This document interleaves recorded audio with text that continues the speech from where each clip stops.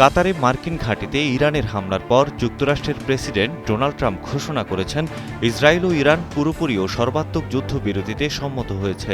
নিজের মালিকানাধীন সামাজিক যোগাযোগ মাধ্যম ট্রুথ সোশ্যালে তিনি এই ঘোষণা দেন। তিনি জানান, এই যুদ্ধবিরতি এক পর্যায়ে চলমান সংঘাতের অবসান ঘটাবে। আল জাজিরার প্রতিবেদনে বলা হয়েছে, ট্রাম্পের এই ঘোষণাকে আঞ্চলিক উত্তেজনার মধ্যে এক গুরুত্বপূর্ণ অগ্রগতি হিসেবেই দেখা হচ্ছে। তবে দুই পক্ষ আনুষ্ঠানিকভাবে এখনও কিছুই জানায়নি। ইরানের পররাষ্ট্রমন্ত্রী আব্বাস আরাগচি জানিয়েছেন, এখন পর্যন্ত যুদ্ধবিরতি বা সামরিক অভিযান বন্ধের বিষয়ে কোনো চুক্তি হয়নি।